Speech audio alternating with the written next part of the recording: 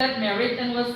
returning home with his wife. มีชายคนหนึ่งนะคะเพิ่งแต่งงานแล้วก็กำลังจะกลับบ้านกับภรรยาของเขา They were crossing a lake in the boat when suddenly a great storm arose. เขากำลังข้ามแม่น้ำหนึ่งนะคะบนเรือและอยู่ๆก็มีพายุค่ะ The man was a warrior, but the woman became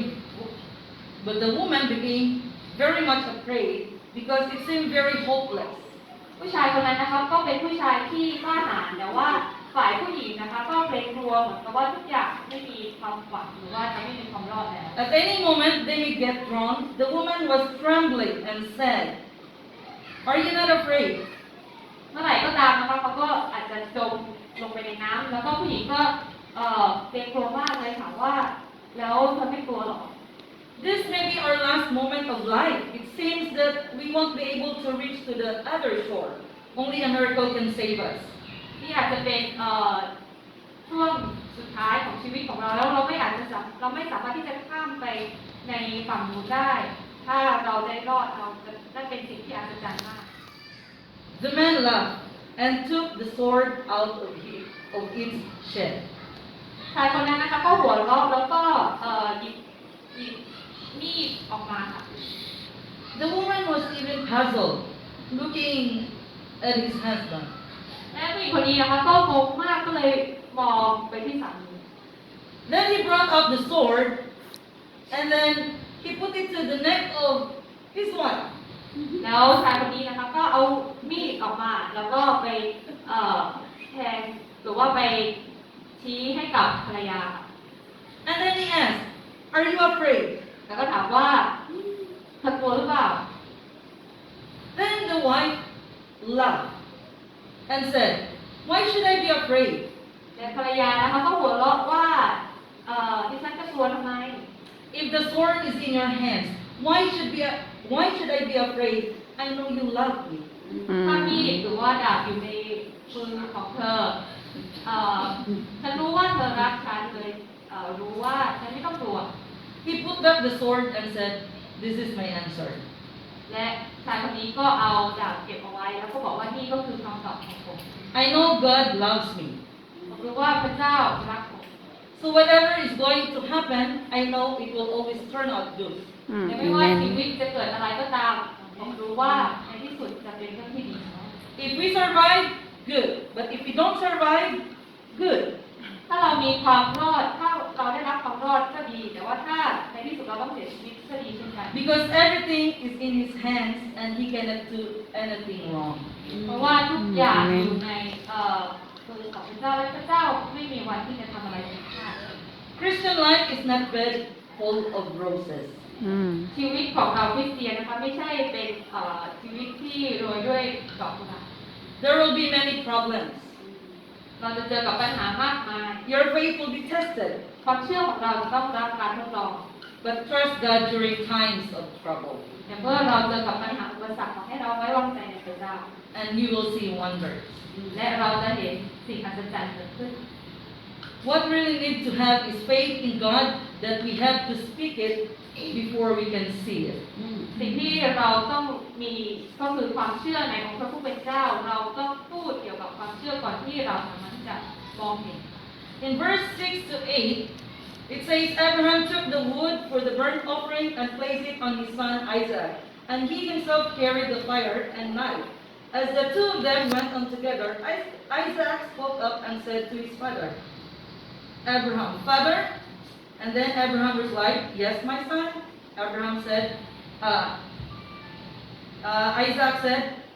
"The fire and wood are here." Isaac said, "But where is the lamb for the burnt offering?" God Himself will provide the lamb for the burnt offering. ต่อไปนะคะ Abraham answered.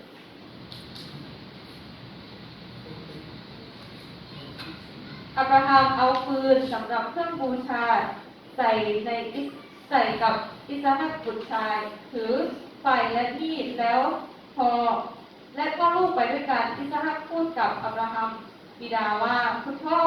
และท่านตอบว่าลูกเอ๋ยมีอะไรหรือลูกจึงว่านี่ไฟและปืนแต่ลูกแกะสำหรับเครื่องบูชาอยู่ที่ไหนอับราฮัมตอบว่าลูกเอ๋ยพระเจ้าจะทรงจัดเตรียมให้ลูกจะทรงจัดหา ลูกแกะสำหรับพระองค์เองเป็นเครื่องเผาบูชาเพราะลูกทั้งสองก็เดินต่อไปด้วยกัน Okay, let's continue reading. In verse 9 to 12, then Isaac lays down on the altar. Amen. The Bible does not tell us when Abraham told him what was going to happen, right? Now Abraham in verse 10 lifts his hand with a knife, ready to stab in obedience to his only son, Isaac. And that moment in verse 11, the angel of the Lord called out to him from heaven, Abraham, Abraham. He was called 2 times because Abraham was so focused to do what God had told him. And that time, Abraham passed the test. ถ้าเราอ่านก่อนในข้อที่9เป็นต้นไปนะคะเราจะเห็นว่าทั้งสองพ่อลูกได้ขึ้นไปและอับราฮัมก็ได้ทรงสร้างที่บูชาและได้เรียนฟืนเป็นระเบียบแล้วมัดอิสฮักบุตรชายและวางบนแท่นบูชาบนฟืนแล้วอับราฮัมก็ยื่นมือจับมีดจับฆ่าบุตรชายและในข้อที่11นะคะทูตสวรรค์ของพระเจ้าเรียกจากฟ้าสวรรค์ว่าอับราฮัมอับราฮัมทำไมทูตสวรรค์ของพระเจ้าจึงเรียก2 รอบเพราะว่าอับราฮัมเจาะจงในสิ่งที่อับราฮัมกำลังจะทำอยู่มากเลย Now God knows that Abraham loves him more than his son Isaac. และในเมื่ออับราฮัมกระทำเช่นนี้พระเจ้าก็ได้ทรงรู้ว่าอับราฮัมรักพระเจ้ามากกว่ารักบุตรของเขาอิสฮัก God says in verse 12, do not lay a hand on the boy, he said. Do not do anything to him. และในข้อที่12นะคะพระเจ้าบอกว่าอย่าแตะต้องเด็กนั้นหรือกระทำอะไรกับเขาเลย Now I know that you fear God, because you have not withheld from me your son, your only son, Isaac. เพราะบัดนี้เรารู้แล้วว่าเจ้ายังเป็นพระเจ้าด้วยเห็นว่าเจ้ามิได้ห่วงบุตรชายของเจ้าแต่ยอมถวายบุตรคนเดียวของเจ้าให้กับเรา And then in the last verse, Abraham looked up, and there in a thicket he saw a ram caught by its horns. He went over and took the ram and sacrificed it as a burnt offering instead of his son. ต่อไปข้อที่13อับราฮัมเงยหน้าขึ้นมองดูเห็นข้างหลังท่านมีแกะคู่ตัวหนึ่งเขาของมันติดอยู่ในพุ่มไม้ทึบอับราฮัมก็จับแกะนั้นไว้ถวายเป็นเครื่องบูชาแทนบุตรชาย That must be the hardest moment in Abraham's life. นี่อาจจะเรียกว่าเป็นประสบการณ์ที่ยากที่สุดในชีวิตของอับราฮัม But his faith in God was stronger than his doubts and resistance. แต่ว่าความเชื่อของอับราฮัมที่มีต่อองค์พระผู้เป็นเจ้านะคะมีมากกว่าความกลัวหรือว่าความไม่ไว้วางใจพระเจ้า